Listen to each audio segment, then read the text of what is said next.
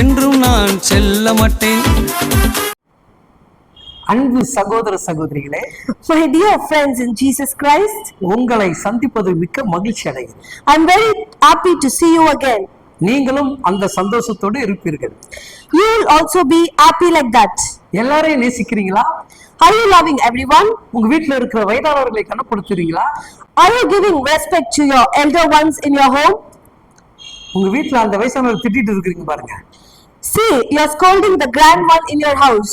தெரியுது. I can see. வேதம் சொல்லுது. The Bible says. பைபிளை படிக்கிறியா? Are you reading the Bible? Bible வசனம் உங்களுக்கு தெரியுமா? Do you know the Bible verse? சும்மா சர்ச்சுக்கு தூக்கிட்டு போற பைபிள் கிடையாது. You shouldn't simply carry that to the church. பேக்குக்குள்ள வச்சுக்கிட்டு போற பைபிள் கிடையாது. It is not the word that you should simply carry within your handbag. பர்ணமேல வைக்கிற பைபிள் கிடையாது. It's not meant to be kept in the shaft. இருதயத்துக்குள்ள வைக்கிறது. It should be kept in your heart. கனம் பண்ணுங்க. You should give respect to that. கனம் பண்ணுங்க. Respect it. வேதம் சொல்லுகிறது. The Bible says. எல்லாவற்றிலும் கனம் பண்ணுங்கள். சகோதரத்தில் அன்பு கூறுங்கள். தேவனுக்கு பயந்திருங்கள். ராஜாக்களை கனம் பண்ணுங்கள்.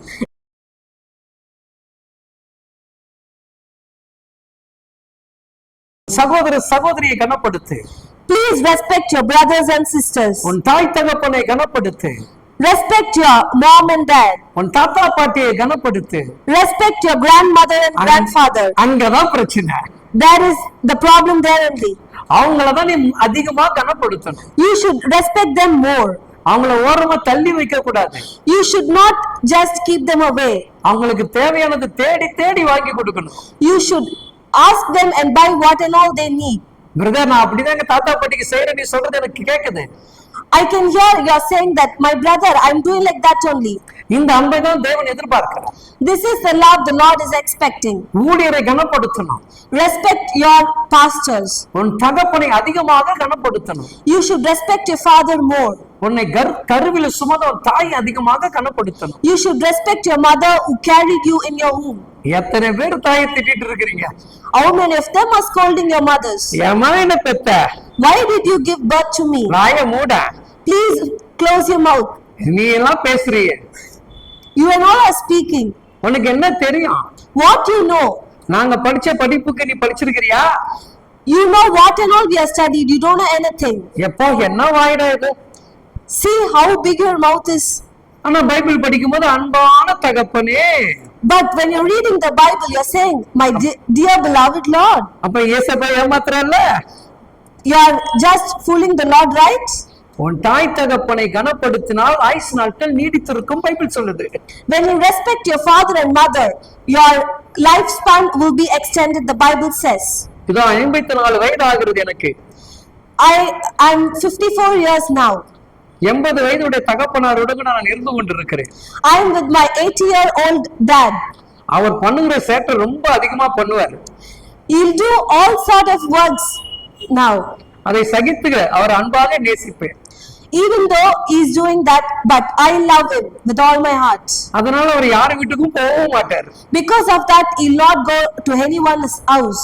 ஏன்னா நேரத்துக்கு நேரம் அவருக்கு என்ன தேவையோ அதை வாங்கி வைத்து விடுவேன். Because time to time, what and all he needs, I'll just buy everything what he needs. அதனாலதான் உங்ககிட்ட தைரியமா நான் பேசுறேன். Because of that only, I'm speaking to you. அதனாலதான் உங்ககிட்ட நான் சொல்றேன். Because of that only, I'm telling you. எங்க அப்பாவை நான் கனப்படுத்துறேன். I'm respecting my father. என்னை படைத்த தகப்பனை கனப்படுத்துறேன். I'm respecting the one who created me. என் சக விசுவாசிகள் ஏழ்மை உள்ளவர்களாக தாழ்ந்தவர்களா என்று பார்க்கதில்லை. I'm not seeing whether my co-believers is rich or poor. அவன் வசதி படைத்தவன் சொல்லிட்டு அவனுக்கு ஒரு கனமும் ஏழ்மையான இருக்கனுக்கு ஒரு கனமும் நான் கொடுக்கல. I'm not seeing any partiality whether they are rich or poor.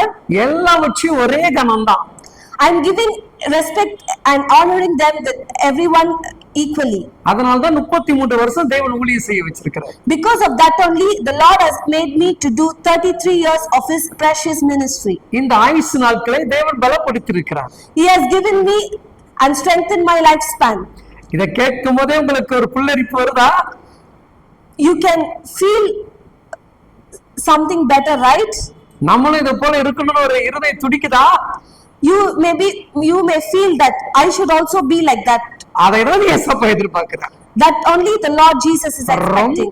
ரொம்ப ரொம்ப மகிழ்ச்சி.